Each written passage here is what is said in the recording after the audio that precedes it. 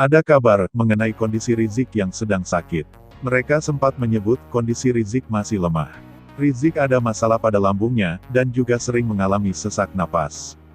Bahkan, sempat ada kabar kalau Rizik mau dirawat di RS Umi, tapi tidak diperbolehkan lantaran kondisinya sehat.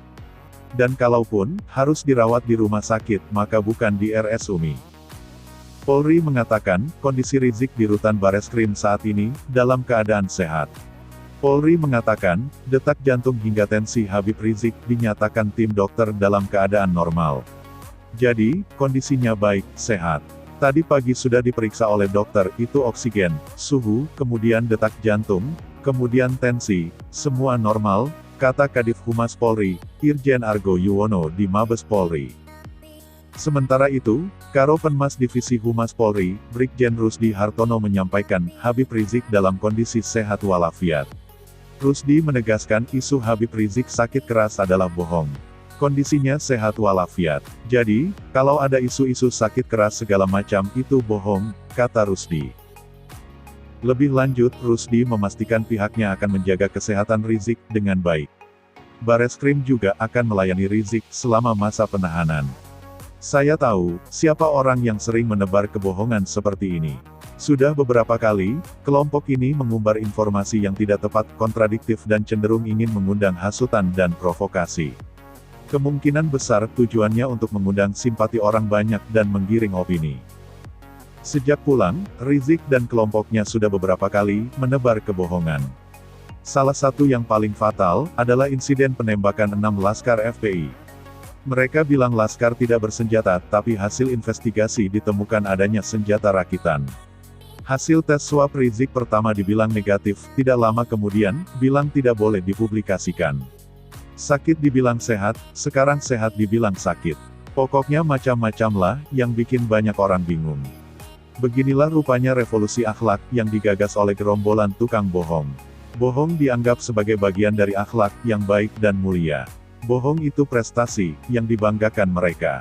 Ibarat jari telunjuk menunjuk orang lain, tapi 3 jari lainnya menunjuk ke diri sendiri, mereka mengaku benar tapi sebenarnya lebih parah.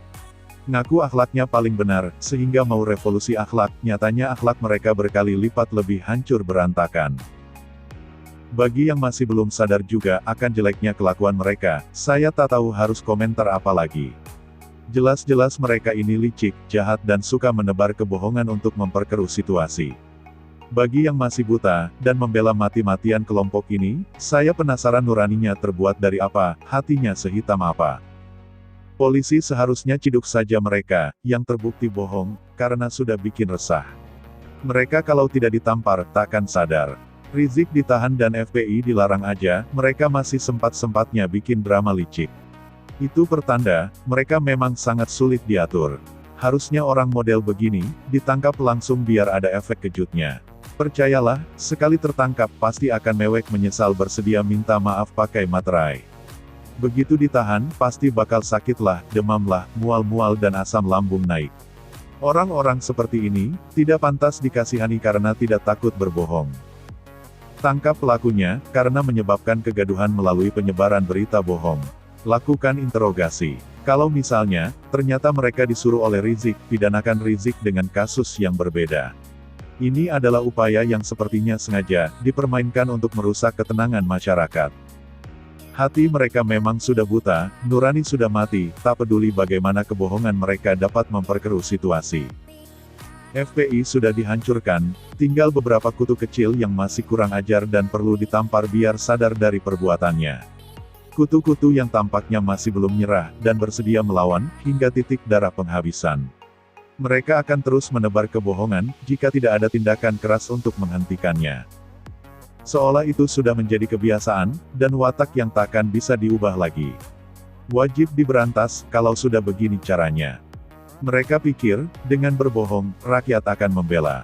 Rakyat malah makin muak dan geram. Bisa-bisa, nanti misalkan Rizik sakit beneran, mereka malah bersyukur dan tertawa terbahak-bahak. Atau mereka tidak akan peduli dan berkata, bodoh amat. Bagaimana menurut Anda?